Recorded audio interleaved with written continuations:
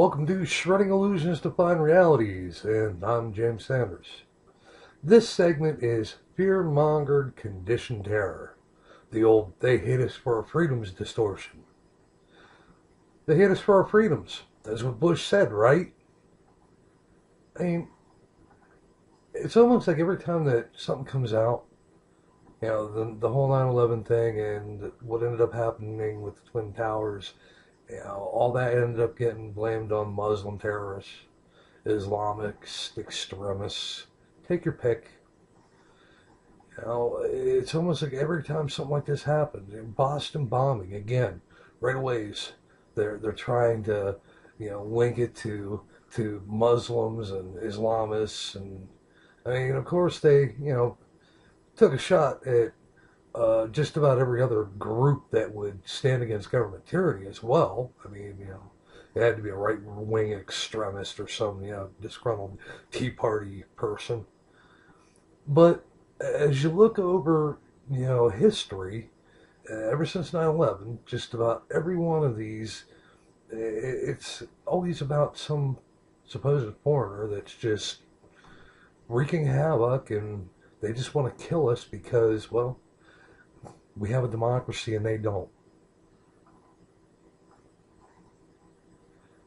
And then you have, all the news outlets, lamestream media, with their biased distortions. And in the end, just about every time after, all this from 9/11 onward, up through Boston, almost every time somebody hears terrorism, right away it's about some foreign dark-skinned person of a certain religion that wants to kill us because of our freedom.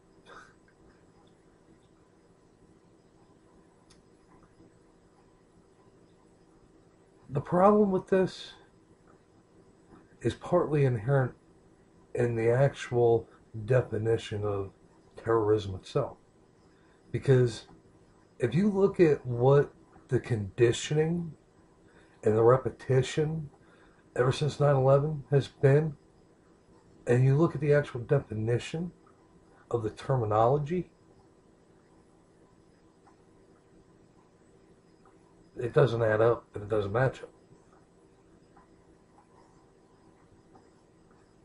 So, the actual definition, according to Merriam Webster's, is the use of violent acts to frighten the people in an area as a way of trying to achieve a political goal. Okay? Does the definition say anything about foreign or dark-skinned people of Islam or any other religion? Does the definition say governments don't seek such control, or that it doesn't relate to government use for control? Definition doesn't say it has to be an external force. Haven't acts of terrorism historically helped our government push previous agendas initiated before the supposed acts of terrorism? The definition states specifically that it is for political gains. You've been conditioned to associate certain things with terrorism, like foreign dark-skinned Muslim people committing a holy jihad because of their interpretation of Islam.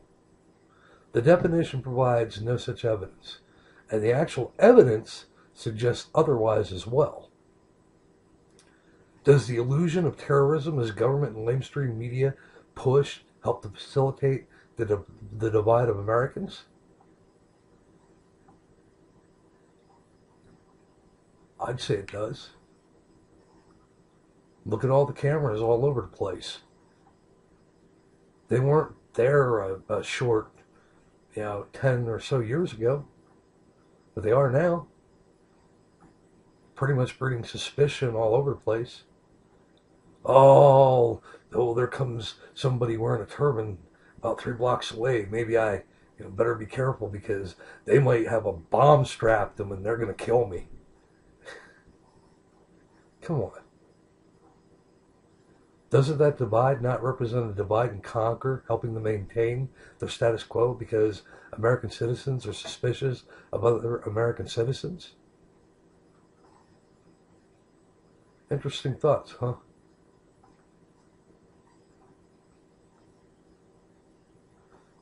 So we've gone through this conditioning over at least a decade. What has it created? We have all this additional invasion of privacy and government all up in our business.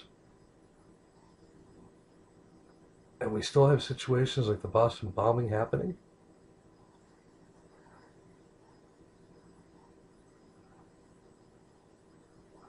How about all of the last instances of terrorism or foiled terrorism? How many of those instances were created by government alphabet soup agencies trying to stir people up?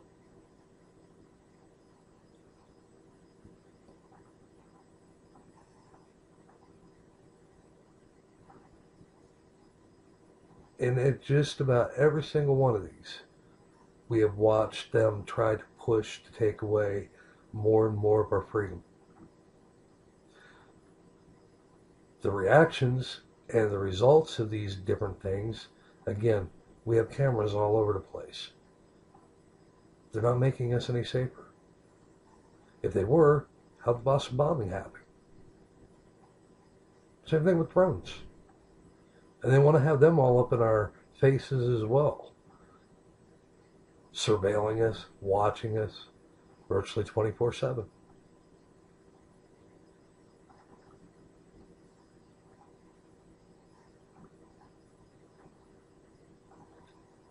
All the bombings in Yemen with drones and other foreign places we haven't even declared war in. Is that making us safer? If it was, again, why did the Boston bombing just happen? The thing of it is, the establishment and the controllers would like all of us to believe that through all of these infringements and through us giving up more and more of our privacy, that somehow, groping at airports, somehow this is making us all more safe. But if you follow the official story of the Boston bombing and what they were trying to spin it to, none of that groping, none of those cameras, none of those bombings from drones has made us safer.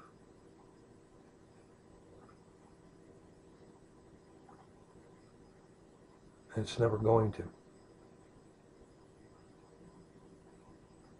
The only way that the establishment will ever be able to really, truly protect us is to put us in an open-air prison where they can watch and monitor every single thing that every one of us does. And in the end, that's not even going to work because there's no way that they have enough people in order to watch that footage to review it in time to stop somebody from killing somebody anyways. It's just impossible.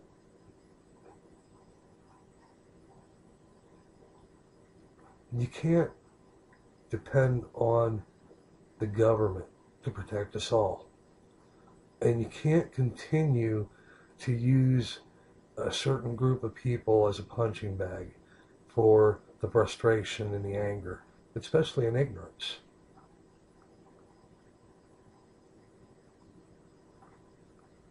If we spoke about the Jewish people the way a bunch of people are speaking about Muslims and Islamists,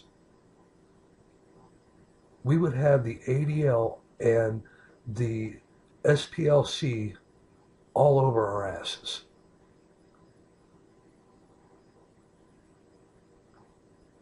And the simple fact of the matter is, and some of this stuff, if you do the research, which there will be links provided in the About section, you will find that radical Jewish masquerading as Muslims and Islamists are more likely to commit acts of terrorism than real Muslims and Islamists. They beat them by 1%. The statistics and the facts are out there. So what is the actual, honest, real reality concerning terrorism?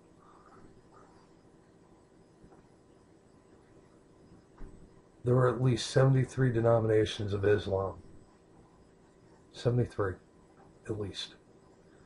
There are at least 41,000 denominations of Christianity in America. Suggesting all Islamists or Muslims are bad because of terrorism is like saying that all Christians are bad because of the actions of Westboro Baptist church members.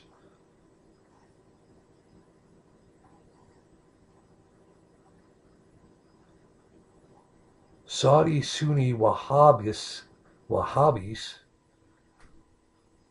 a very specific sect of Islam, not Muslim, they are Muslims, practicing Islam, with a geographical slant and all that, try to say that 3 times fast, are typically the most violent sect of Islamists. Even if that's not completely correct, it's still valid that the ones at the root of the issue are those with a certain interpretation of what jihad really is. Not all Muslims or even all Islamists view jihad as the religious act of killing others. Not all believe in killing the infidel either. 94% of terrorists aren't even Muslim. For the conspiracy theorist fans, more accurately in this case, conspiracy fact, most acts of terrorism have drills connected to them in some way. Given the fact that the CIA has launched campaigns as early as the 1950s to radicalize Islam, and that certain whistleblowers have pointed out government complicity in passports, doesn't that suggest a problem created and conveniently used by government for government agendas?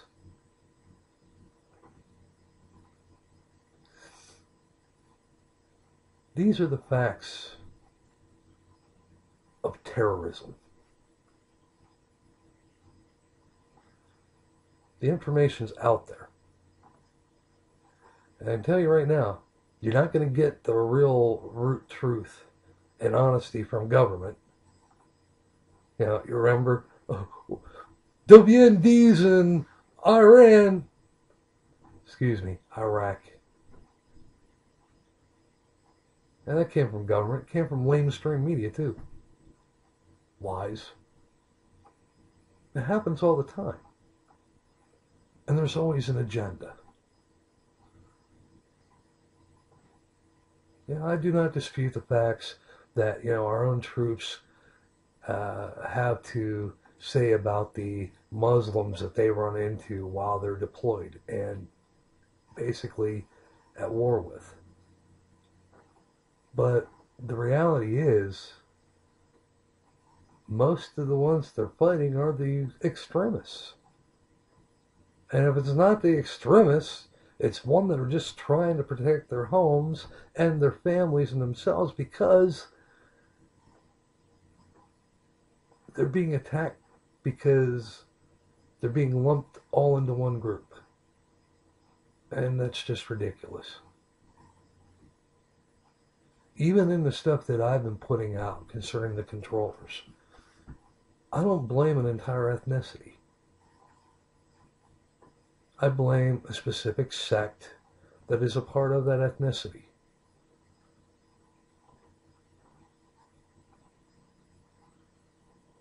The same is true in this situation. Not every Arabic person is Islamic.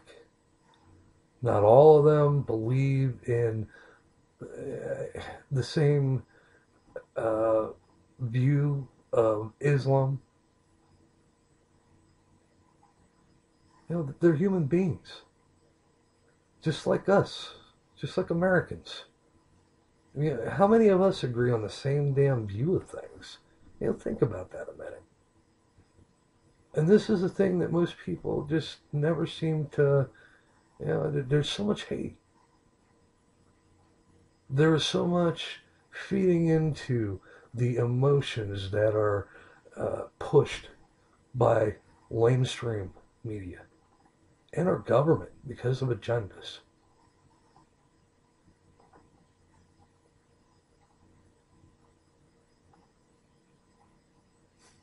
The realities are simple with this. Radicals and extremists are the problem. It doesn't matter whether it's Islamic or whether it's Judaic or Christian. Radicals in anything are usually not a good idea. They're extremists. And being extremists, they are highly unbalanced. That's just fact.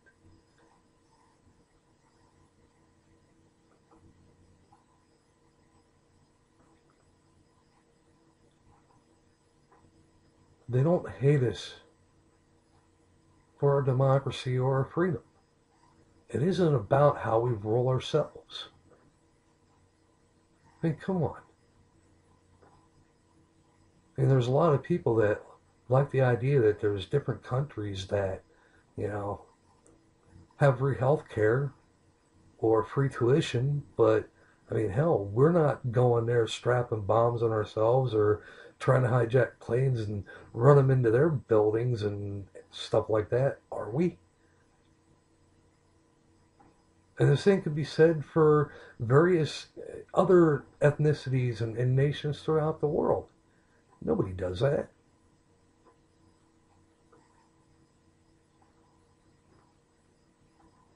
Because it's not the people. And they're not doing that to us either. Not for the reasons, the extremists involved with this, and they're not doing it for the reasons that are being suggested. They're just not. Why should they care that we have freedom or that we have self-determined government? Because everything that you're being told is half lies. They don't hate us or have a problem with us because of our self-determination in government. They have an issue with us because we have a government and the controllers that want to keep on messing with their rights of self-determination. Just like the information will prove in the About area, to the links that show, since like the 1950s, we've been meddling in other foreign countries, our government, CIA. And this is, again, proven fact.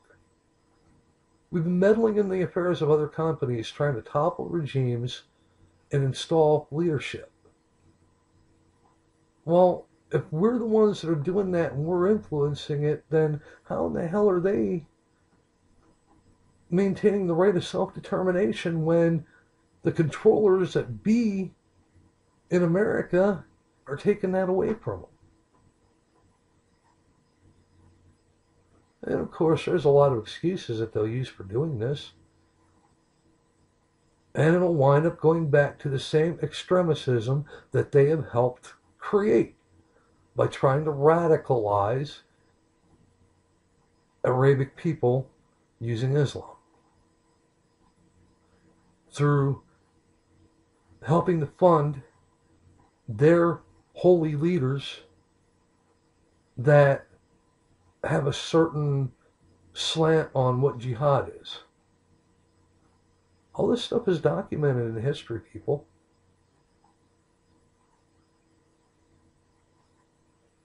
America leadership really is going out there and creating the problems and the situations because of their failed leadership, greed, arrogance, whatever else.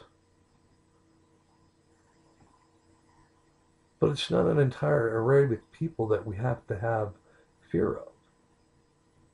And with most of these situations, they weren't Muslim to begin with. But yet, the buttons are still pushed. Everybody is so pissed off, fearful, angry,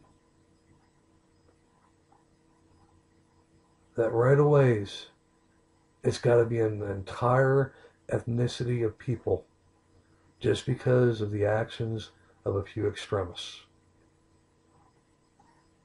Like I said, that's nothing different than painting the entire Christian population of America as being bad because of the actions of Westboro Baptist Church. It's the same thing. And please, don't start with the goofy cognitive dissonance nursing. Well, they're not bombing. No, but they're doing other stuff. And you're missing the point if you went there.